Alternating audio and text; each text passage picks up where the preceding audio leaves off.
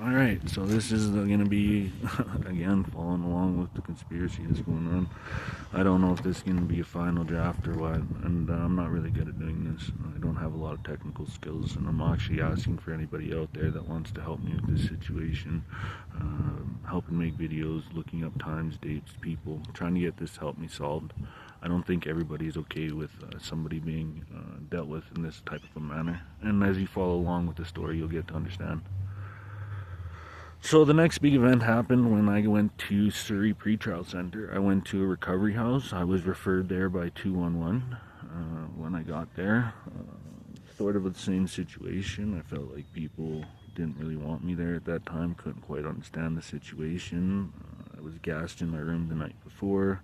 At this time, I was fairly, worried about my life at that point. I wasn't sure who was gassing me or why. We ended up going to the hospital the next day. I was supposed to get a script for my medication. And at the hospital, I honestly want to know about this guy too. We got into an altercation. I ended up getting a charge for assault. I ended up hitting a guy one time. This is a real life. There's actual charges for this. Serve the time for this. These are things and facts that I want to get into. But he had been basically talking about my family, in a threatening type of manner, and without thinking about it at that time, we got into an altercation. Push came to shove, push went to punch, one punch, that was it. I waited there for the cops to come. I figured that this was another situation that they could try to use to, possibly take me out. At this time, I'm not really understanding who's mad at me or why, and this is why it's very important we get back to this back stuff, because there are people who have become involved in it who I don't think even should have been in the beginning, okay? Because I didn't understand what was going on at these times. But I think that they've watched long enough and understand that the rest of everyone can start to understand really what was going on at this time. So as soon as I get arrested, they kept me in the cells. I think it was a Friday, so I got held till Sunday. I had no medications. I'm sick. I was clean and sober. I was at a recovery house, but I'm on medications. No medications. I get to the cells. They ended up gassing me. At this time, I'm banging on the doors. I'm trying to talk to the cops. I'm trying to explain. I don't know. I'm hoping that there's some coverings of that. But at the time, I had no idea what was going on. So I suffered horribly in Surrey. By the time I get to Surrey pretrial, which is Monday morning, I am sick, feeling like rough, like I have carbon monoxide poisoning. I'm detoxing from my medications. I am pretty messed up at this point, okay? And so as soon as I get there, I start noticing that, this is sort of another situation. Every cell they put me into, I didn't even get to go to a unit. Immediately they said I'd been argumentative the second I had come in. The whole time I've been trying to tell them I'm fucking sick. This is what I'm dealing with. Of course, I'm ignored. This is another reoccurring theme here, and you're going to see, but this is the first one where it was super big. This is where I firstly entered an institution. So I'm at Surrey pretrial. I'm down in the hole, and again they've been gassing me for days now. Now I'm fucked up. Now in Surrey pretrial they started questioning me about Becca. They wanted me to admit to a situation that I had no part of, and I didn't understand what was going on at that time. And this is in front of other inmates too, because it was pertaining to what I believe was some type of an operation with the police. I don't think Becca is involved, but Becca is missing. These are things that I would like to look into, and I've heard no chatter or report from that. And I, without dealing with this in an open manner so everybody can hear what I'm saying, what is being done, I don't feel safe being able to talk to them, especially when I know what has happened to me from BC to here. And that's like another story. It's going to take hours to get through this, but and then we can get into specifics. Okay, so let me just hop through this. Basically, I ended up spending 70 days in the whole time in segregation. Every day, they were pumping my cell full. I was trying to cover my vents. They had literally a small little engine set up so that in the hole they have the air is intake straight from outside the cell into the cell, and then it is re-washed out because there's an open wall behind where the vents are, so it goes straight from inside to outside. and they set up a little small engine there which they would run, and it would take the exhaust into my cell, making me sick. Now the big thing that I'm bringing this up is because there's actual reports of this.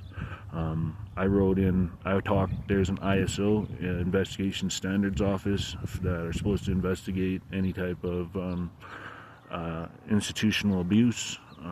I spoke to just about anybody and everybody. I wrote requests, complaints specifically about this situation. Nobody would look into it, and it kept going on. The whole time the guards were questioning me about Becca and the situation pertaining to somebody having given information to the police. Now, the reason I'm willing to do this in the open and give my face and everything is that I have there is no charges. I've never dealt with the police. Not that I would have felt safe enough in the first place to do that in the first place, but there was nothing there. They were trying to make it so that other people in the institution there were thinking that, I was a rat, or I don't know what it was, honestly, but they kept on questioning me about something that I had no knowledge of. And then every time that I would say, I don't know, you'd have to ask, Becca or something, because I had told you about these weird situations that I've been dealing with in this department, and I told you about the year before when I had been on the bridge, and all these situations led up to this situation. Now, this should be real. I'm going to try to get my justice information from inside the institution. There's going to be real reports, real special requests, real complaints about the institution, real follow-up complaints with the provincial, real follow-up complaints with the federal, specifically about my condition in the hole and how I was being gassed. I was monitored daily. Most of those people were aware of that. Now, there's a lot of shady things that happen in Surrey pretrial. I don't know who ordered those COs specifically at that time to do that, but at that time, this is what's happening. While I have other people on the range dealing with this and listening to this, which is causing me more situations. And you'll understand how that's caused me situations throughout my life up to this point. But I barely made it out of there. I called my family every day. I let them know. They are very aware of that situation. I called them every day. I told them I was dying. My mom had to call the institution daily. She fought for me daily, calling the institution, begging them to stop. I told them I don't understand why they're doing this. They fucked with my food. They wouldn't give me meds. They would literally all day. I had to sit underneath, literally a blanket, being gassed and made sick. They changed my water so the water would come out of the toilet, so anytime I drink water I'd get sick and I'm puking. I'm asking to see healthcare, and this whole time it's about Becca, and I can't figure this out. Now, this is in 2020. I got out December 2021. I'll get the exact information and dates, and I would like to get those pieces of information so I can share those with the public, honestly. But this is where it's gonna come into part for later, because Becca, like I said, my ex-girlfriend is missing at this moment. So, and like I said, I can't exactly approach anybody who I don't feel comfortable with, because this had a lot to do with people who were in authority at that time, specifically the cops at that level. There's more to it than that, but we're gonna unpack it. I don't really want to talk about just the trauma and shit, but I'm telling you, I'm a strong individual, and those were some of the most challenging times in my life. I've literally, there's times I didn't think I was gonna survive another 24 hours, and they tried to do that. The whole time they told me, they wanted me to admit to something that I didn't, with inmates there, which doesn't make a lot of sense. And then as we get into it, we're going to fully cover that situation, because it literally has to deal with Becca and them. So the whole time I'm getting poisoned. My mom's calling every day. I'm trying to get released. They finally released me to New Vision's recovery house. Not only does this is the recovery house where I was at before, but when I got there, I was running into the same situation. I got out after probably, I think, 60 days or something of being just in that hole. I was sicker than I ever went in. I was unhealthy. I was dying. They had actually poisoned me so much, but by the time that I was ready to leave, my blood pressure had dropped 45 points. They were worried about my heart coming to heart failure. They kept monitoring me every day, and there's actual medical reports of this. They ended up having, the whole time they wouldn't deal with what was actually going on in the situation, that's why I'm dealing with it in such an open manner right now. But they poisoned me daily to the point where I didn't think I was going to survive. My sister didn't think I was going to be leaving there being able to speak. I would have seizures on the ground where I'd be dying, and then they would rush in some fresh air into the room. I don't know if you know how carbon monoxide affects a person's body or brain, but it long term especially, it is not good. So the whole time I'm sick, I'm dying, I finally get out. I get to New Visions Recovery House, which is connected to this situation, and you'll understand why. My lawyer knew about all of this, Guillaume Gary. I do plan on signing some type of information because he is aware of a lot of the things that have gone on, and I haven't trusted my lawyer since back in the day, even though I've used him for a lot of reasons, and we can get into specifically why, because eventually I want to open this up completely. He knew about the poisoning. I told him about some of the shit that I was going with on the street. I told him, I've actually had, specifically talking about this, I know I'm a little bit everywhere, but when I got out, I went to the recovery house. I spent 6 days there. I was dealing with the same situation. The guys wanted me to leave the recovery house. I didn't want to leave because I know that they wanted me to basically go and kill myself upon my release. I had refused. I was still dealing with the poison. I was on bail, so that means that I had to stay in that recovery house. If I left that recovery house, I would immediately have a warrant, which means that cops would come for me, and I was trying to change my life. This is back in 2019. I was trying to go to recovery. I'm trying to clean my life up. I'm trying to find a job. I had gotten out in 2017. I'd done everything I can to change my life and be a positive, healthy, human living person. And I've been dealing with this situation since. So I ended up getting kicked out for a fake piss test. And they ended up bouncing. I had left the house in 6 days. I had zero money. I had no clothes. Basically, what are your options at this point? And there's more to it, because I've dealt with this sort of situation, especially at shelters and other places too. And more the people that realize just how big this situation is. There's probably thousands of people, at least small or partly aware of the situation that's going on now, before we even started to open this up in an open concept on social media. And I want people to follow along so they can actually see what's going to happen. Sadly enough, I feel like it might have to come to an extreme, like, maybe you'll see this post-mortem after I've already passed, but even if that's the case, I'm okay with that. It's just the fact that I need to get this story out. So I got kicked out of the recovery house. I ended up getting sent back almost a couple days later to the jail. Same situation, poisoned every day.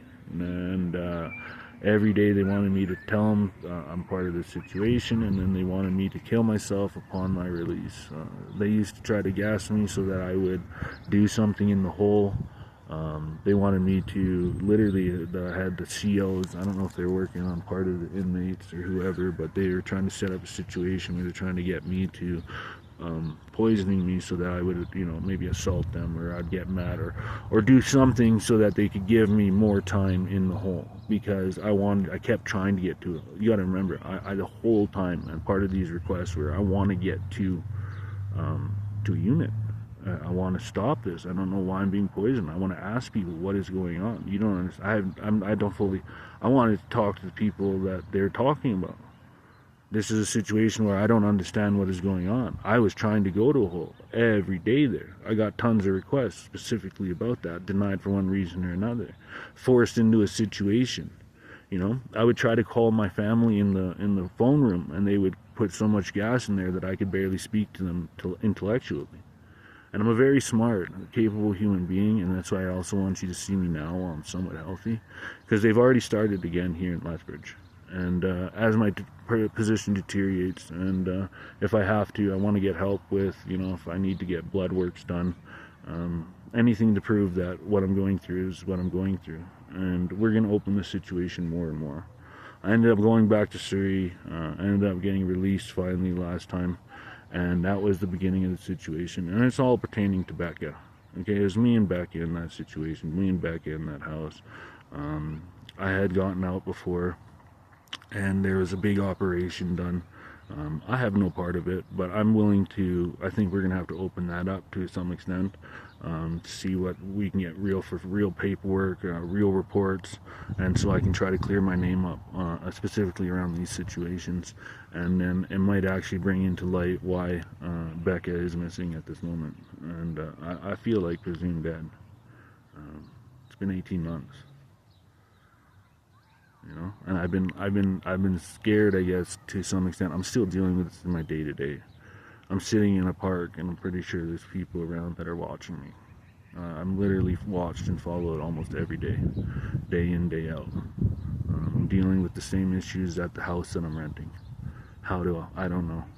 So I'm basically at a point where I'm going to end up having to leave that situation, leave that place.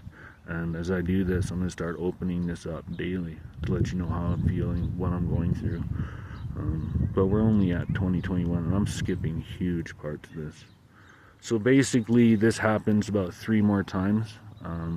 It never happened again at Surrey pretrial again.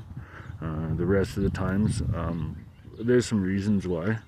Part of the recovery house that I got out of, we'll talk about that at another time anyways. I'm going to finish the video here and we're going to start on again.